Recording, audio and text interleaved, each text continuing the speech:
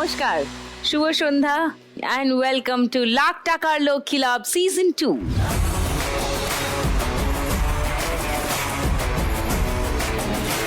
চার মা লক্ষ্মী কারা তারা?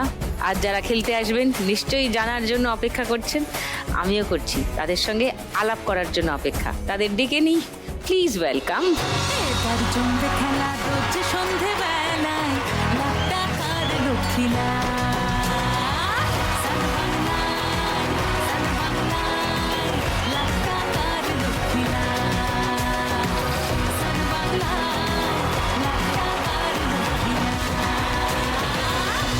বাহ, নাচটা দারুণ হলো তো, হাততালি প্রথমেই।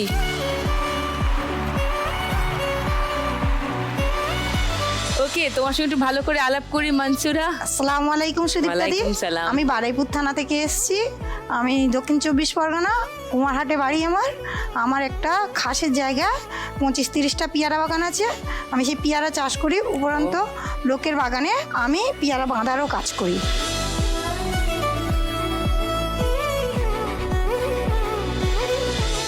গীতা। নমস্কার দিদি, আমি গীতা দেবনাথ মাঝি। আমি মুর্শিদাবাদ রঘুনাথগঞ্জ থেকে এসেছি। আচ্ছা, আমি জলের ব্যবসা করি, ঘাড়ে করে সাইকেলে করে লোকের বাড়ি জল দিয়ে দিয়ে বেড়াই।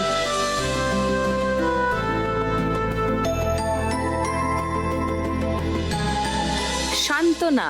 নমস্কার সুদীপ্তা দি। নমস্কার। আমি ইংলিশ বাজার থানার মালদা জেলা থেকে আসছি। আমি একজন গৃহবধূ আর এই জন্যই এসেছি। গৃহবধূ এই জন্যই এসেছে বলছে। আচ্ছা, মুনমুন। নমস্কার। নমস্কার সুদীপ্তা দি, আমি মুনমুন ভট্টাচার্য। আমি বোলপুর পাড়ুই থানা থেকে এসেছি। আচ্ছা, আমি গৃহবধূ, দোকান আছে আমার একটা মুদিখানার দোকান, ছোট্ট দোকান আর কি। সবার থেকে শুনবো আমি নিশ্চয়ই আরো বিস্তারে, তোমাদের কথা নিশ্চয়ই শুনবো। তোমরা সবাই এই শোটা দেখো? হ্যাঁ।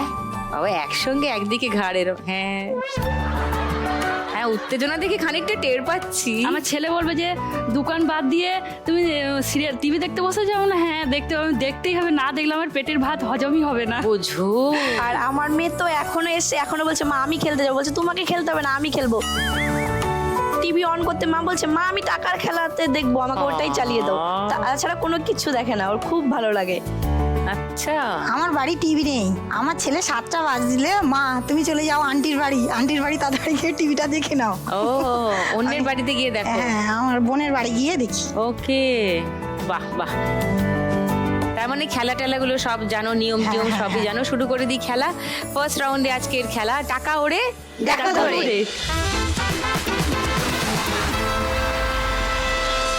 খেলা শুরুর আগে একটু গল্প শুনে নিই মনসুরার। তোমার বাড়িতে কে কে আছেন আমায় বলো। বাড়িতে ছেলে আছে আর আমার হাজবেন্ড আছে। ছেলে কত বড়? ওই বসে আছে। ও, তোমার নাম কি? আমার নাম মিরাজ মোল্লা।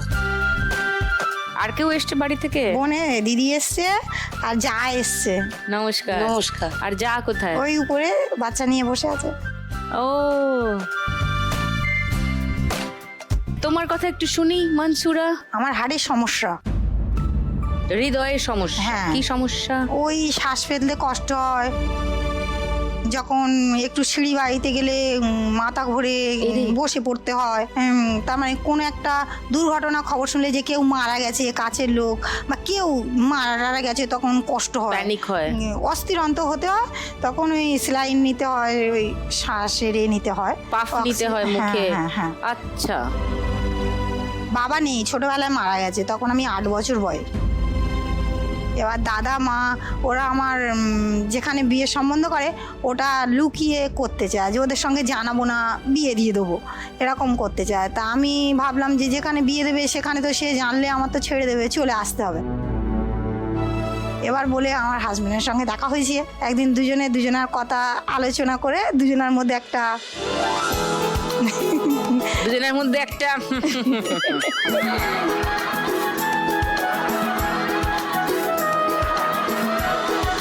তারপরে কি হলো? এবার আমি ওর বললাম, ও বললো ঠিক আছে তুমি আমার বাড়ির লোকের কারো জানাবে না, যা করার আমি করবো বলে। এবার বাড়ির লোকে জানালো না। এবার আমাদের ফের দাদা গেল, গিয়ে সম্বন্ধ করলো, করে বিয়ে হলো। আমি ওষুধ যেটা খাই, আমি তো মাসে 2-2.5 টাকা 3,000 টাকার ওষুধ খাই, সেটা আমার হাজবেন্ড বললো লুকিয়ে রাখবে, কারো জানাবার দরকার নেই ওটা। এবার বাড়িতে চলতে ফিরতে গেলে সে তো সবসময় বাড়ি থাকে না, এবার শ্বশুর শাশুড়ি ননদদের সঙ্গে চলতে হয়, ননদের মেয়েদের সঙ্গে চলতে হয়। পরে একদিন আমার ওষুধটা দেখে নিয়ে এবার শাশুড়ির সঙ্গে বলেছে, শাশুড়ি প্রেসক্রিপশনটা ডাক্তারে দেখিয়েছে, আর ডাক্তার বলছে যে এই ওষুধ, এই রোগের ওষুধ। শাশুড়ি ওকে বলে যে বৌমা রাখিস না, বাচ্চা কাচ্চা হবে না, ও ছেড়ে দে, ও মরে যাবে, ও কদিন বাঁচবে, এই সব বলে, তোর জীবনটা শেষ হয়ে গেল, এই তাই তুই দেখে করেছিস, এইসব নানান রকম সবসময় বলতে থাকে। আর আমার কাজের প্রেশারটা আরও বেশি দিতে চায় আমার শাশুড়ি। ও দিন কত দেখলো, দেখে আমি বাড়িতে এসে মায়ের সঙ্গে বললাম, মা এরকম করে, হ্যাঁ তোমার জামাইও কিছু বলতে পারে না, কি করবে, একসঙ্গে থাকে। তা মা বললো কি করবি, তা আমি বলি তুমি একটুখানি আমার জায়গা দাও, আমি সেখানে এসে বাড়ি করি। তা এবার আমার হাজবেন্ডও রাজি ছিল না। হ্যাঁ, এবার আমার অবস্থা দেখে দেখতে পাচ্ছে সেই কাঁচা কোচা জামা কাপড় কাচা, বড় বড় ভাতের ফ্যান ঝাড়ানো, এরকম দেখে বললো ঠিক আছে আমরা চলে যাবো বলে একটুখানি জায়গা দিয়েছিল মা, সেখানে আমি লোন টোন করে একটা বাড়ি করেছি। 2025 ডিসেম্বরে 23 তারিখে আমার বাড়িতে ইলেকট্রিক কেটে দিয়ে গেছে, কারেন্টের বিল পড়ে গিয়েছিল আর তখন কেটে দিয়ে গেছে। আর ছেলের পরীক্ষা চলছে, নম্বরের আলোয় তো হয় না পড়াশোনা, ওই জন্য ছেলের নিয়ে সন্ধ্যাবেলা করে আমার বাবার বাড়িটা আমাদের বাড়ি থেকে 10-15 মিনিটের রাস্তা, সন্ধ্যাবেলা করে ওকে নিয়ে ওখানে পড়াতে যেতাম। হ্যাঁ, আবার রাত্রে চলে আসতাম ওর পড়ি টড়ি নিয়ে, ওদের কারেন্টের আলোয়। আমাদের ওখান থেকে একজন আমাদের গ্রাম দেখাশোনা করে, তার মানে আমাদের সেই গ্রামের দায়িত্বটা তার, যে ভালো মন্দ কার কি হবে তুমি দেখাশোনা করবে। সে হঠাৎ ফোন করছে, আরে তুই কোথায় আছিস? আমি বলি কেন, এই তো বাপের বাড়ি এসেছি। বলছে তোর বাড়ি পুড়ে যাচ্ছে আর তুই বাপের বাড়ি গিয়ে রয়েছিস? সবাই মিলে ছুটে এসেছি, এসে দেখছি বাড়িটা দাউ দাউ করে জ্বলছে। হ্যাঁ, এবার সবাই জল দিয়ে টিয়ে লেবাচ্ছে। এবার তারপর থানা থেকে পুলিশ গেল, গিয়ে ডায়েরি টায়েরি করলো, তারপরে ভিডিও থেকে লোক গেল, গিয়ে এবার এমন বাড়ির অবস্থা, সে খাট ছিল একটা, খাট পুড়ে গেছে, ব্ল্যাঙ্কেট শীতের জিনিস হাঁড়িগুলো পুড়ে এইটুকুটুকু হলে গলে গলে পড়ে আছে। একটা দাঁড়ানো ফ্রিজ অত বড় গলে পুড়ে পড়ে গেছে, ফ্রিজটা কিছুই পাইনি। এবার থানা থেকে এসে বলছে যে কেউ দুষ্টুমি করে দিয়েছে, বদমাইশি করে এই ক্ষতিটা করেছে।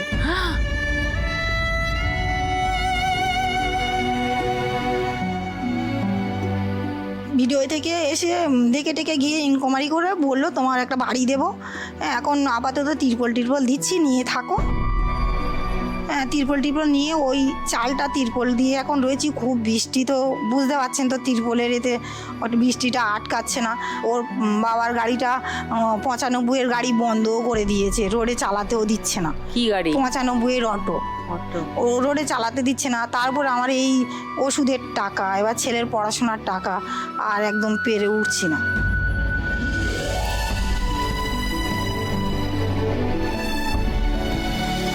তো তুমি আজকে 1 লাখ টাকা পেলে? আমি ভাবছি ওই বাড়ির চালটা একটুখানি অ্যালবাস্টারটা দেবো। আর একদম তো স্বামী বসে রয়েছে, ছেলে পড়াশোনা করছে, আমার ওষুধের খরচ। এবার মুচু হয়ে পেয়ারা বাঁধতে, অনেকক্ষণ পেয়ারা বাঁধি তো বুকে কষ্ট হয়, ব্যথা করে বুক, বাঁধতে পারি না। এবার ভাবছি একটুখানি একটা ওই মাঠের কাছে বাড়ি, তো ভাবছি বাচ্চারা সবসময় মাঠে খেলাধুলা করতে আসে, ভাবছি ওখানে একটু চিপস চানা টানা বিক্রি করলে বেচা কেনা হবে। স্বামী তো একদম বসে রয়েছে। তুমি সঙ্গে এগুলো কি নিয়ে এসছো? আমার বাগানের পেয়ারা, কামরানা। কার জন্য এনেছো? আপনার জন্য। হ্যাঁ, আমি কামরাঙা খাবো। একটু পরে তো একটাও গোটা পাবে না ফেরত। ঠিক আছে, সবার জন্য এনেছি, জানো তো? হ্যাঁ, কে আসবে একটু পরে? হ্যাঁ, এক্ষুনি দিই। হ্যাঁ, ও হেসে কুটুপুটি খাচ্ছে, দেখো। এসো ফার্স্ট রাউন্ডটা খেলি, মনসুরা।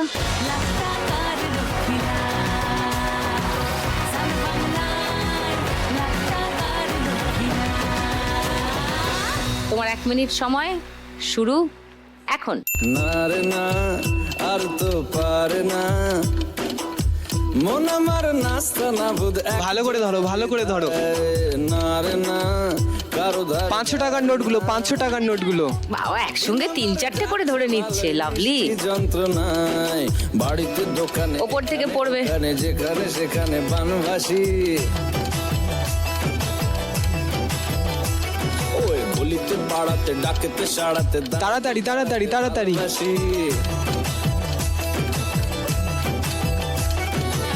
আমি তো ফ্রিতেই নাজেহাল একলা না উপর থেকে পড়বে, উপর থেকে পড়বে।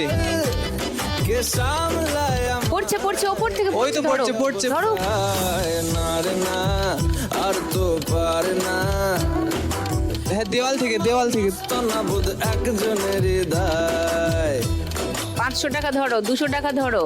হ্যাঁ ওপর সাইড থেকে পড়ছে, সাইড থেকে ওপর সাইড থেকে পড়ছে। উপর থেকে পড়বে।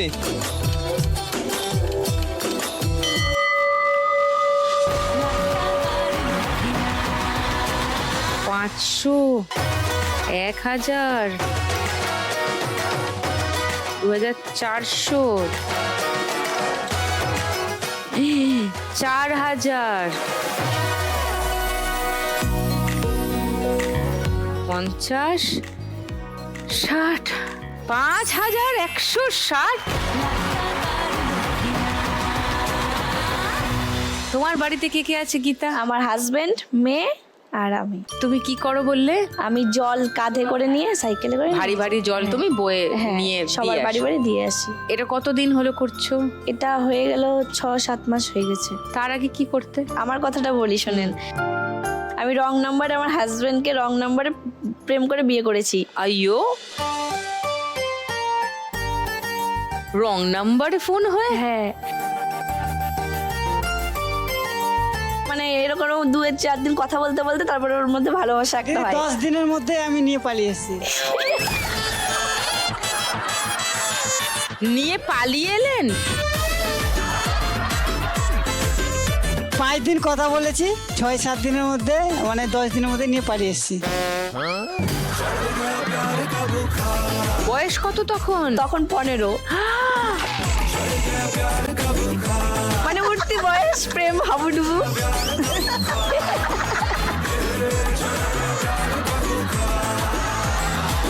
কি করে তোকে বলবো, বইটা ফার্স্ট 2015-তে রিলিজ হয়েছিল, সেটা দেখে আমি পরের দিনই পালিয়ে চলে এসেছিলাম।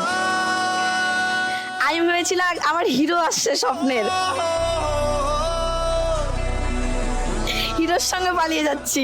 মন হারিয়ে বেঘরে ডুবলো স্বপ্নে সাগরে কোন সকালেরই ভোরে আস মানে আমাদের দেখা হয়নি, প্রথম দেখাতেই চলে এসেছি।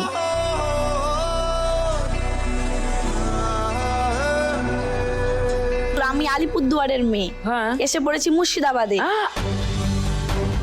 তো বাবা মা তো চিন্তায় পাগল হয়ে যায়। হ্যাঁ, পাগল হয়ে গেছে। আমিও ফার্স্ট যখন ওর সঙ্গে ট্রেনে আসি আমি ভেবেছি কিডন্যাপ হয়ে গেছি। আমি যাই হোক, কিডন্যাপ হলে হলাম, আর নাহলে ভালোবাসার মানুষের সঙ্গে পালিয়ে গেলাম তো গেলাম, যা হবে দেখা যাবে। ফুল অ্যাডভেঞ্চার মোডে ছিল। ভোর 4টার দিকে ওর দিদির বাড়িতে রেখে চলে গেছে, মানে ওদের বাড়িতে। এখান থেকে 5-7 মিনিট হবে ওদের বাড়ি, ও দিদির বাড়ি থেকে। তখন আমার মনে হলো যে আমি বোধহয় এবার কিডন্যাপারের কাছে বিক্রি হয়ে গেলাম, যেরকম করে না দিদির নাম করে এটার নাম করে রেখে পালিয়ে চলে যায়। তুমি তাতেই উত্তেজিত? কিডন্যাপারের কাছে বিক্রি হয়ে গেছে, হ্যাঁ, আমি সেই বিক্রি আনন্দে হয়ে তুমি গেছি, উত্তেজিত? হ্যাঁ, বিক্রি হয়ে গেছে। এবার আমি বলছি যা, কি আর করব।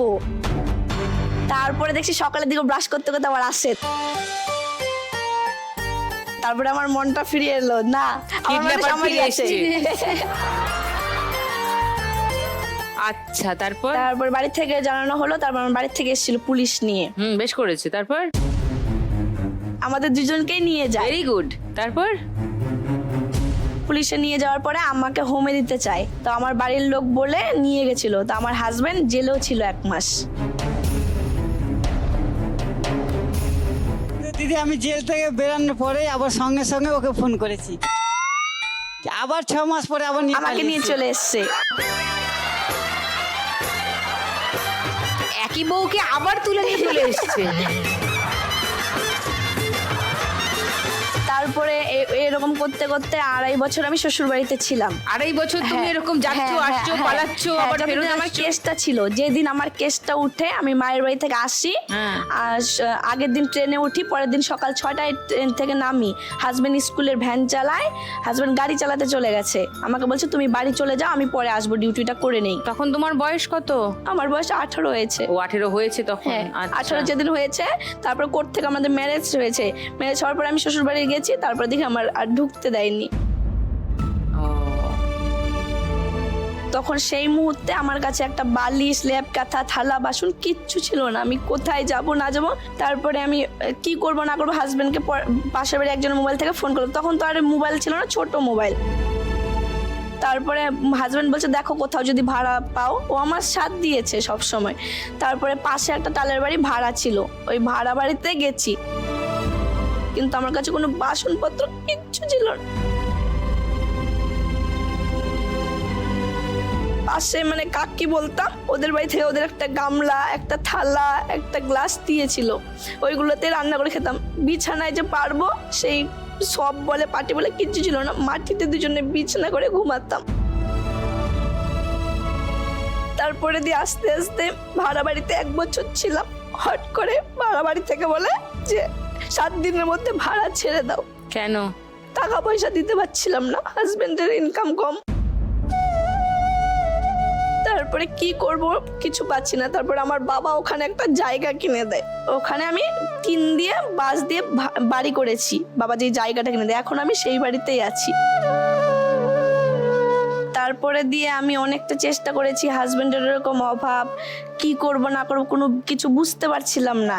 তারপরে আমি সোশ্যাল মিডিয়া, আর তখন আমার হাজবেন্ডের মোবাইলটা বাড়িতে যখন কাছ থেকে আসতো তখন আমাকে দিত, তখন আমি ওটাতে ভিডিও করতাম। কিছুদিন ভিডিও করেছি, তখন আমার একটা দিদির সঙ্গে পরিচয় হয়, মালদার। সে আমাকে ধর্ম বোন বানিয়েছে। ও আমাকে বলেছে ওর বর পুলিশের চাকরি করে, ও ব্যাংকের ম্যানেজার। ওর বাড়ি যেতাম, আসতাম, খেতাম। ও এসেছে আমার বাড়ি, খেয়েছে, থেকেছে। বলছে গীতা তোর তো এরকম অভাব চলছে সংসারে, তাহলে তোকে আমি একটা লোন করে দিচ্ছি, তুই লোনটা কর। 2 লাখ টাকা করে সবাইকে লোন দিব। আমাদের এখানে কিন্তু একটু সবার একটু বাড়ি ঘর কেমনই আছে, সবার একটু আশা যে যদি 2 লাখ টাকা একবারে লোন পাই তাহলে সবাই একটা বাড়ি ঘর করতে পারবে। সাবসিডি লোন করে দেবো বলেছিল, কি 2000 করে সবার কাছ থেকে তুলে দিবি, তুই তোকে ম্যানেজার বানাবো। আমাকে প্রতি মাসে 10,000 টাকা করে বেতন দিবে। Chit fund. হ্যাঁ, 91 জনের কাছ থেকে আমি টাকা তুলে এনে দিই। 1,82,000 টাকা দেওয়ার 2-3 সপ্তাহ পরে টাকাটা নিয়ে পালিয়ে গেছে। তারপর থেকে ওর সঙ্গে আর কোনো যোগাযোগ করতে পারিনি। মালদাতে গেছি কিন্তু ওখানেও আর থাকেনি। তারপরে আমার বাড়িতে হট করে অত্যাচার শুরু হয়ে গেল, মানে বাড়িতে এসে দরজা লাত মারছে। কারা করছে? যারা টাকা পায়, দিয়েছে 91 জন। তখন আমি কি করব কিছু বুঝতে পারছি না। হাজবেন্ডকে ডিউটি করছে স্কুলে, হাজবেন্ডকে ধরছে, রাস্তাঘাটে মারধর করছে যে তোর বউ তো টাকা নিয়েছে, তোরই তো বউ, তোকে দিতে হবে। তারপর আমি বুঝালাম যে দেখেন আমি আপনাদের টাকা মেরে খাইনি, আমি সৎ, আমি আপনাদের টাকা দিব, কিন্তু আমাকে সময় দিতে হবে। 2 বছরের মতন আমাকে সময় দেন, আমি আপনাদের টাকা শোধ করব। তারপরে কোনোভাবে মানছে না। তারপর হাজবেন্ড যায়, কিছু ইনকাম করে, ওখান থেকে কিছু কিছু করে কাউকে 500, কাউকে 700 এরকম করে কিছু মানুষকে আমি টাকা দিয়েছি। দেওয়ার পরে দেখছি আর চলছে না এভাবে। তারপরে আমার মনে একটা আপনাদের ভিডিও দেখতাম, আমার খুব ভালো লাগতো। ওটা দেখে আমার মনে একটা সাহস বাড়লো, না সবাই যখন করতে পারে আমিও কিছু একটা করে চেষ্টা করি। তখন মনে হলো যে আমি জলের ব্যবসা করি, কারণ আমার হাজব্যান্ড জল কিনে আনতো। তখন ভাবতাম যে 30 টাকা করে কত জল কিনে খাবো, তো সেই ব্যবসাটা যদি আমরা করি। তারপরে আমি 14টা ড্রাম কিনলাম, 7,000 টাকা আমি লোন নিলাম। আমার কাছে সাইকেলও ছিল না। আমার হাজবেন্ড একটা সাইকেলটার হ্যান্ডেল নেই, মানে কাঠের একটা লাঠি ঢুকিয়ে সাইকেলটা চালাচ্ছে। ওভাবে করে আমি লোকের বাড়ি বাড়ি জল দিয়ে বেড়াই।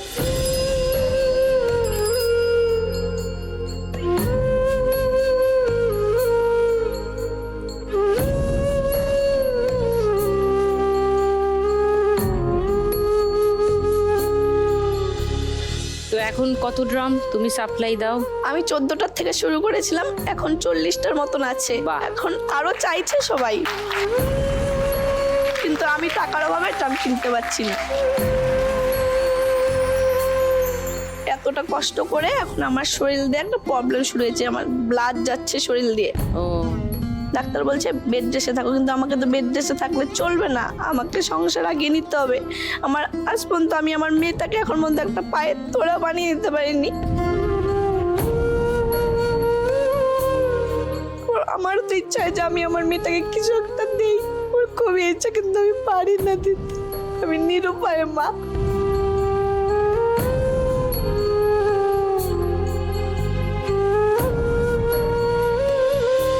ঠিক আছে, চেষ্টা তো করছো। 14টা ড্রাম থেকে 40টা ড্রাম তো নিজের ইচ্ছাতে নিজের চেষ্টাতে তো করতে পেরেছো, তো 40 থেকে 4000ও হবে একদিন। এখন আমি জলটা আনছি, তবু আমি ক্লাবে জলটা রাখছি, মানে নিজের কোনো জায়গা নেই। এটা ওটা পুজো হচ্ছে ওদের, তখন আমাকে ড্রাম সরিয়ে দিতে হচ্ছে, হ্যাঁ।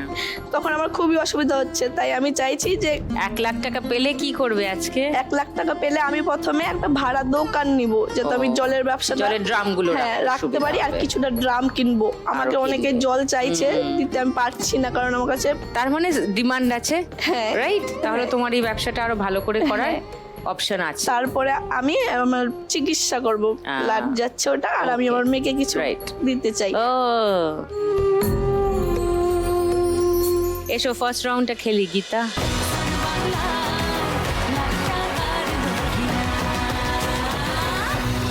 তোমার 1 মিনিট সময় শুরু এখন। গীতা তোমাকে পারতেই হবে। দাদা দাদা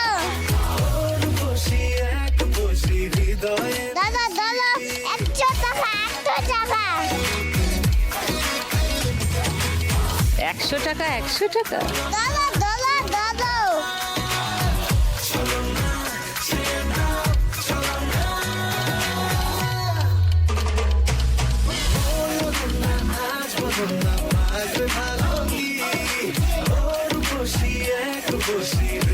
দাদা দাদা দাদা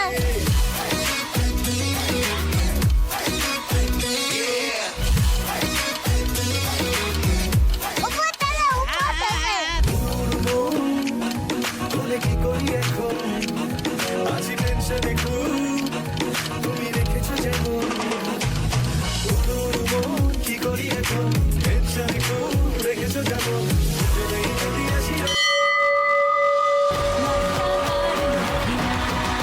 পাঁচশো, 1000, 60, 70, 80, 1880। Gita score first round.